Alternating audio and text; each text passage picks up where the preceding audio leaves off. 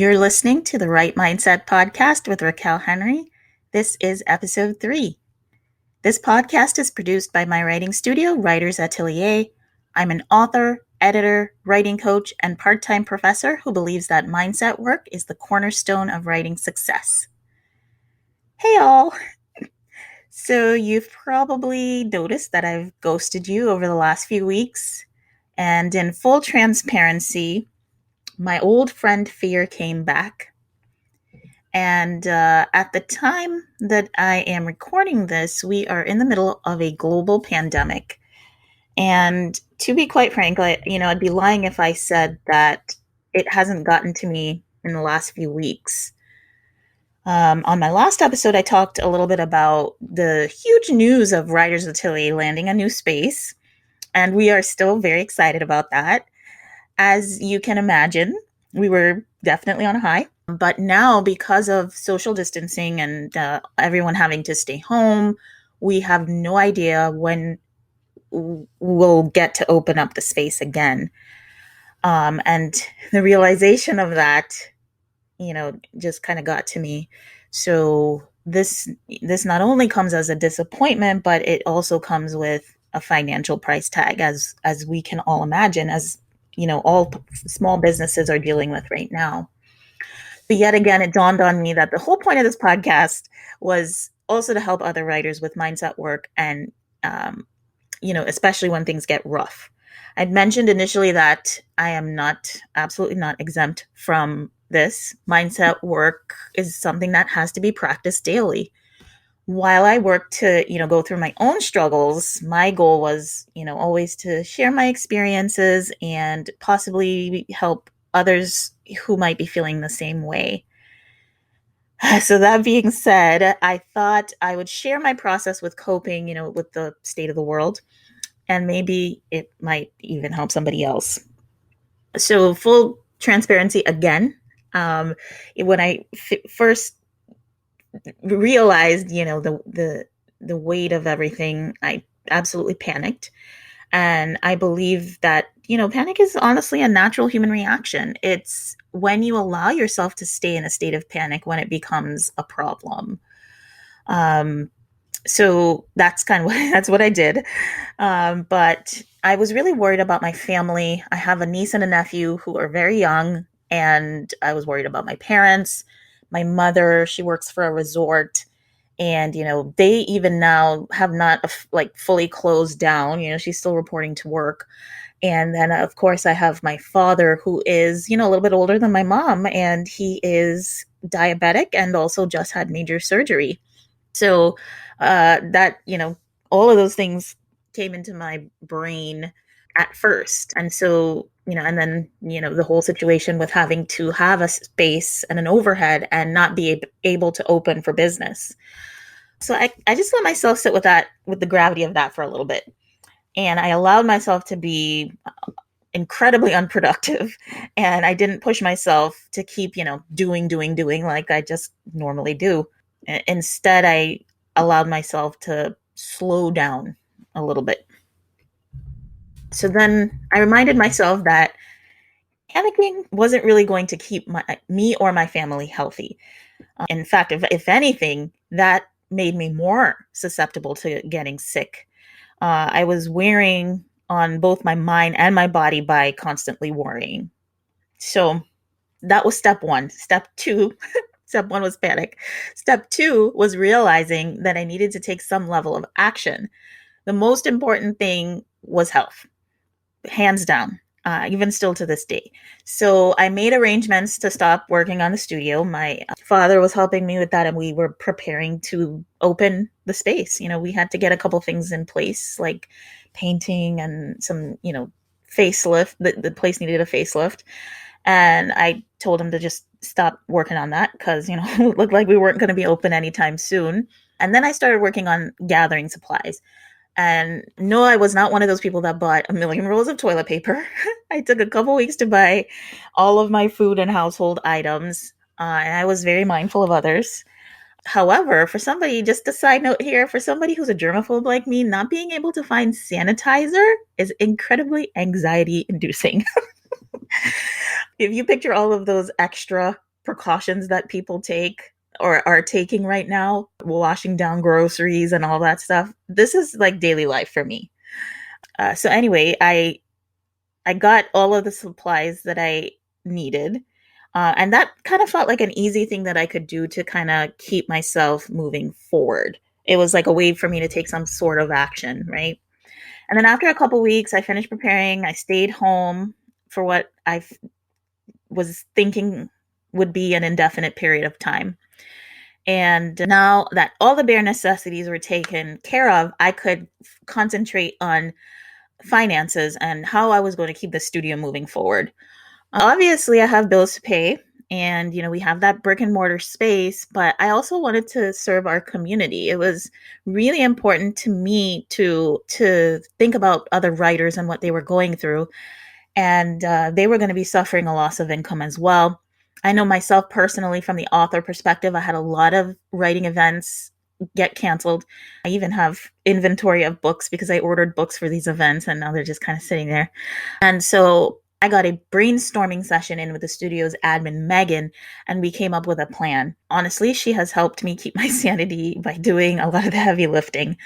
And so we have some of our programming online now, and we are doing read aloud events for authors totally free. We set up the event for them and everything and have them come on through the WA page and promote their books.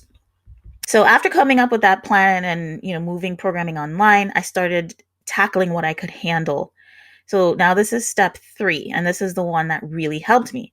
I am by nature a very anxious person, and often I work myself so hard sometimes that I end up getting to the point where I just feel paralyzed. And I feel like I have so much to do sometimes, and I really don't have any idea where to start. So step 3 for me was slowing down, but also moving forward. And if I was being hard on myself for not getting anything done, I reminded myself that we were in the middle of a global pandemic. The last few weeks, I've worked hard while slowing down. And that might sound a little strange to say and even possibly confusing.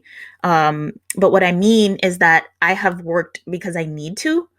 Again, I still have bills and therefore I still have to make a living. But I also allowed myself to take more days off and take breaks when I needed. I had to get extra honest with myself because of everything going on. I honestly just had to. And honestly, I'm not going to be performing at my absolute best during a pandemic, but pushing myself wasn't doing me any good either. So I had to come to terms with this, but I needed to give myself a little bit of grace. And I found that long stretches of work need to be balanced with rest, relaxation, and reset. This is really, honestly, a basic life principle, but here I am having no choice but to follow it. And this is really how I shifted my mindset. I've always kind of known that I needed more balance, and my friends who know me well probably know that too. But now more than ever, it feels more urgent. And for me, slowing down was a benefit. I am working, I am somehow holding my business together, and I am taking time to recharge. Staying at home has allowed me to kind of visit with a lot of my friends, even my writer friends online. And it's kind of like, why didn't you just do this from the start? You could have you could have always visited with people online. And it's kind of sad that it took a pandemic to show that, but here we are. So anyway, I'm using the pandemic essentially as a teaching moment. And I think that's smart. That's part of like basic mindset principles. Using hard or difficult situations, roadblocks, hurdles, all of the hard stuff, using those as some kind of education. So asking the question, what is this trying to teach me? All right. So biggest takeaways from this episode on how to deal with the pandemic and shift that mindset. First, it's okay to panic and allow yourself to be totally unproductive. Try to come up with a plan to take small action to move yourself forward. And last, remember to slow down even while you move forward. This is a difficult time, and it's really important for us to all take care of our minds and our bodies. So during these these slowdown days or periods, there were several things I've done or I did to kind of help me through it. And at one point, I was sharing on social media in my Instagram stories, I would list all the things that calmed me down. And I stopped doing that. So I was thinking I kind of want to bring that back because it did help me. And who knows, it might help somebody else. It might help some of you to do something like that where you write it down. And I've decided to share that in some of the upcoming episodes of this podcast. So I'll share them as separate, shorter episodes. I've also made an IG story template if you're interested in participating with me. And it's going to be called My Calm Project, which will also be the hashtag. And again, writing out what I'm doing to keep myself calm during this global pandemic has just kind of helped me cope. So I really want to try to keep up with this. And I feel like doing it on a social platform publicly will help me kind of stay accountable, I guess. So if you want the IG template, I'm going to post a link in the show notes, but it will be at writersatelier.com/mycalmproject. And it will also be in the blog post version of this podcast episode on the Writers Atelier blog as well. So again, coming weeks, going to share in more detail about some of the small things that I've done to keep my sanity and to keep writing. All right.